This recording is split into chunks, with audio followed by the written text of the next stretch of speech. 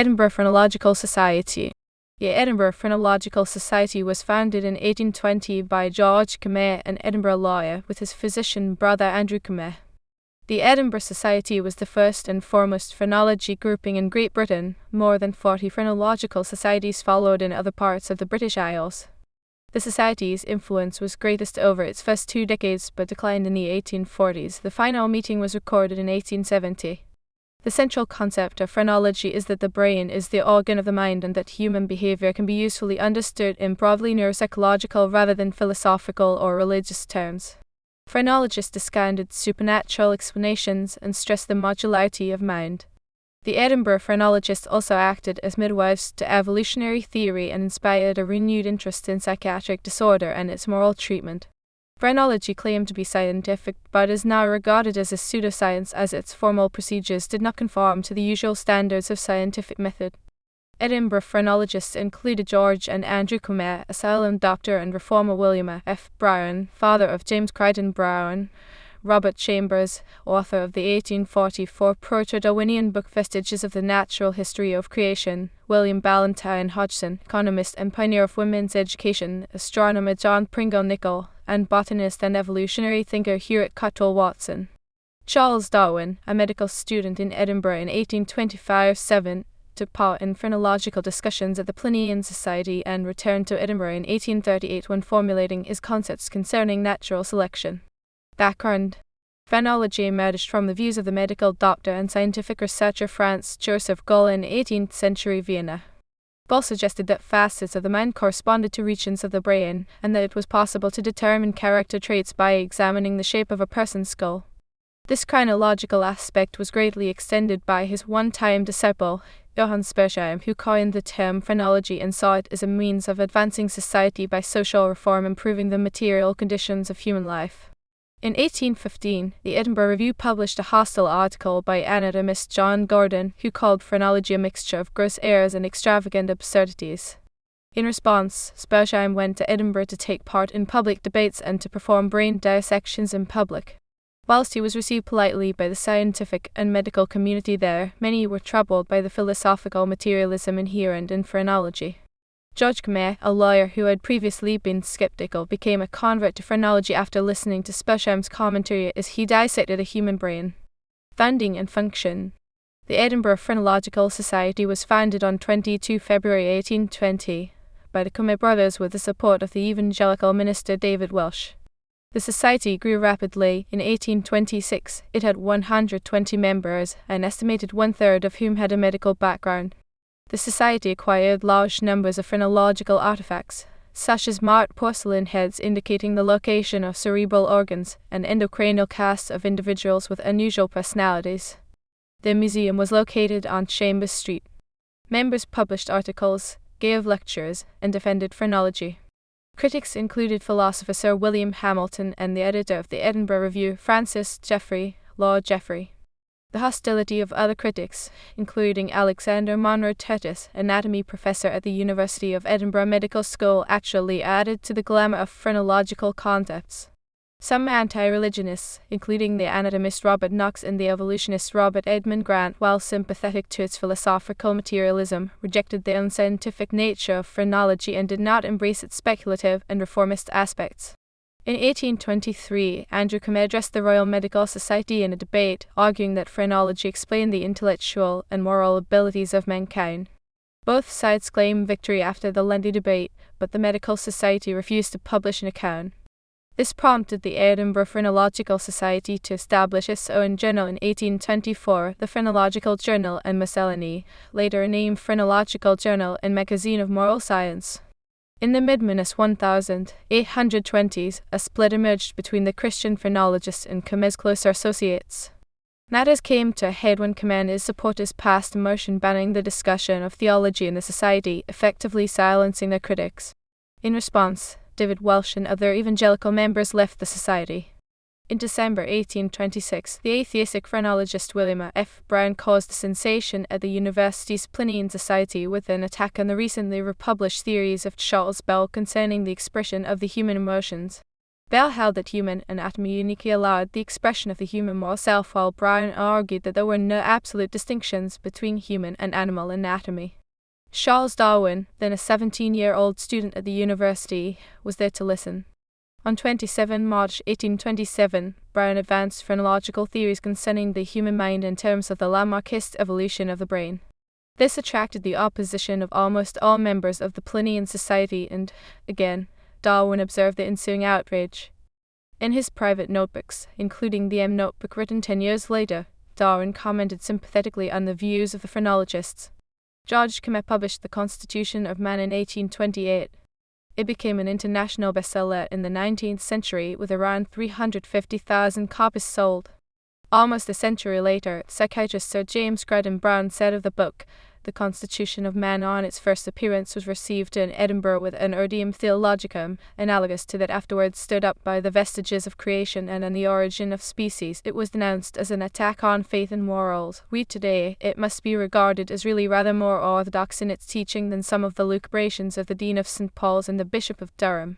Phrenologists from the Society applied their methods to the Burke and Hare murders in Edinburgh.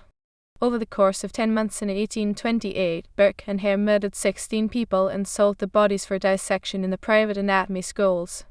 Burke was executed on 28 January 1829, while Hare turned King's evidence. Burke was publicly dissected by Professor Monro the next day, and the phrenologists were permitted to examine his skull. These masks of birth meant a death mask for Burke and a life mask for Hare form part of the Edinburgh Phrenology collection. Scotswoman Agnes Sellers Hamilton made a living from phrenology, travelling throughout Britain and Ireland. It was her son who left for Australia and published an account of Ned Kelly's skull. Society co-founder and president Andrew Combe had 2 successful publications in the early 1830s, Observations on Mental Derangement in 1831 and Physiology Applied to Health and Education in 1834. The latter, especially, sold well in Great Britain and the United States, with numerous editions and reprintings. The Edinburgh Phrenological Society received a financial boost by the death of a wealthy supporter in 1832. William Ramsay Henderson left a large bequest to the Edinburgh Society to promote phrenology as it saw fit. The Henderson Trust enabled the Society to publish an inexpensive edition of The Constitution of Man, which went on to become one of the best-selling books of the 19th century. However, despite the widespread interest in phrenology in the 1820s and 1830s, the Phrenological Journal always struggled to make a profit. Influences from the Society.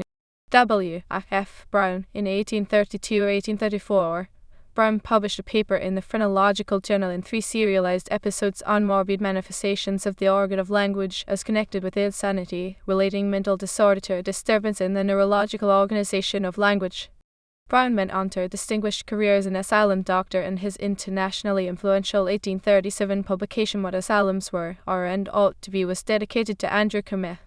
In 1866, after his 20 years of leadership at the Crichton Asylum in Dumfries, Browne was elected president of the Medico-Psychological Association. In his later years, Browne returned to relationships of psychosis, brain injury, and language in his 1872 paper Impairment of Language, the result of cerebral disease, published in the West Riding Lunatic Asylum Medical Reports, edited by his son James Crichton-Browne. Robert Chambers, although not formally admitted to the Society, Chambers occasionally acted as George Combe's publisher and became an enthusiast for phrenological thinking. In 1844, Chambers anonymously published Vestiges of the Natural History of Creation, written as he recovered from depression at his holiday home in St. Andrews.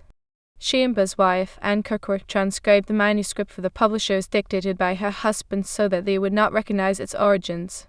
In a strange parallel, Prince Albert read it aloud to Queen Victoria in the summer of 1845.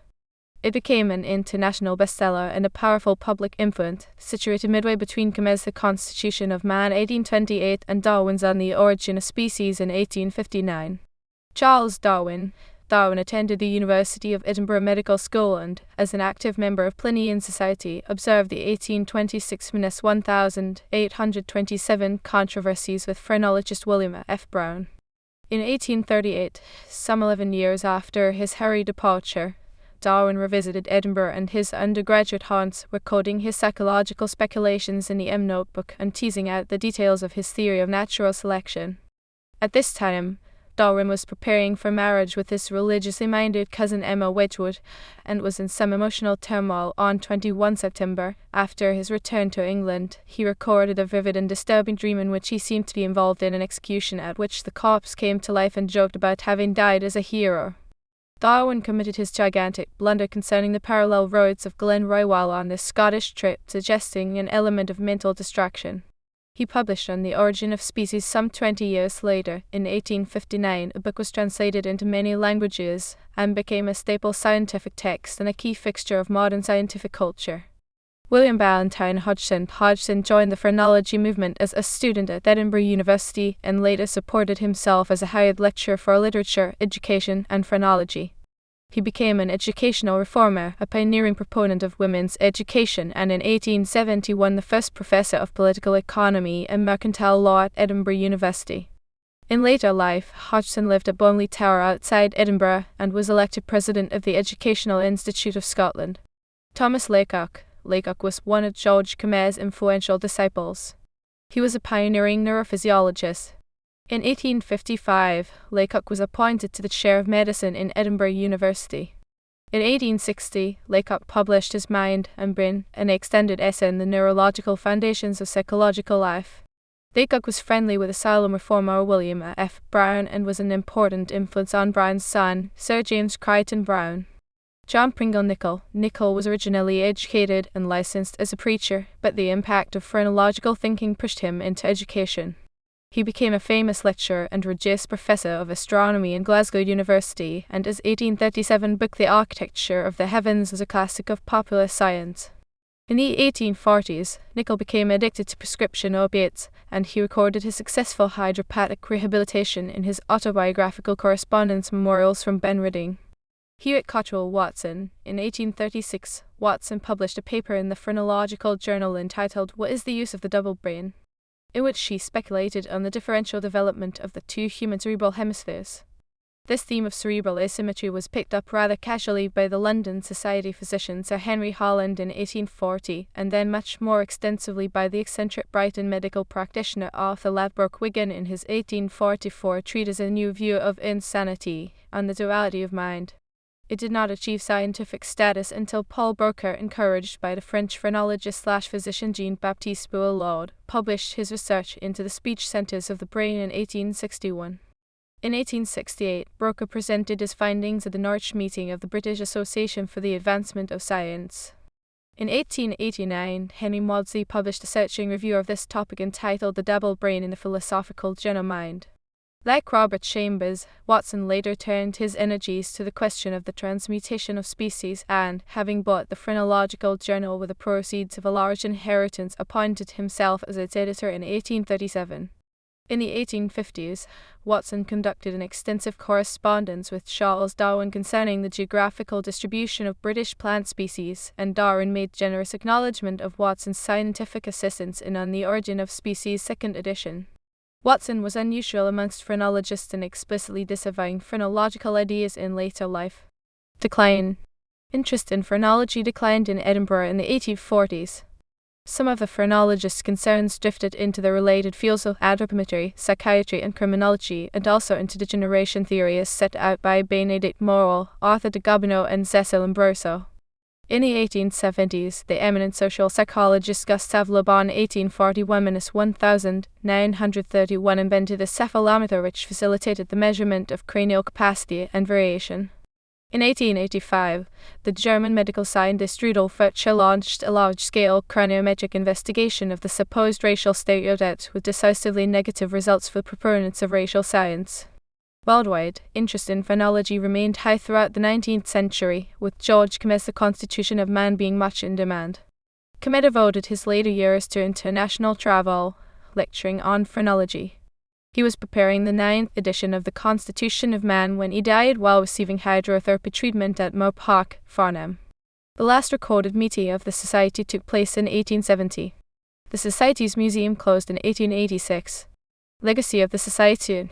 Together with Mesmerism, phrenology exerted an extraordinary influence on the Victorian literary imagination towards the end of the 19th century, especially in the philosophical aesthetic, and comparable to the later cultural influences of spiritualism and psychoanalysis.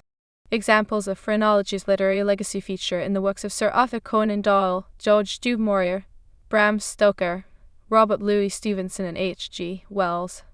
On 29 February 1924, Sir James Crichton-Browne, the son of William A.F. Browne, delivered the Ramsay Henderson Bequest lecture entitled The Story of the Brain, in which he recorded a generous appreciation of the role of the Edinburgh phrenologists in the later development of neurology and neuropsychiatry. Crichton-Browne did not remark, however, on his father's having joined the society a century earlier, almost to the day. The Henderson Trust was wound up in 2012. Many of the Society's phrenological artifacts survive today, having passed to the University of Edinburgh's Anatomical Museum under the guidance of Professor Matthew Kaufman. The activities of the Edinburgh phrenologists have enjoyed an unusual afterlife in the history and sociology of scientific knowledge science studies, as an example of a discarded cultural production.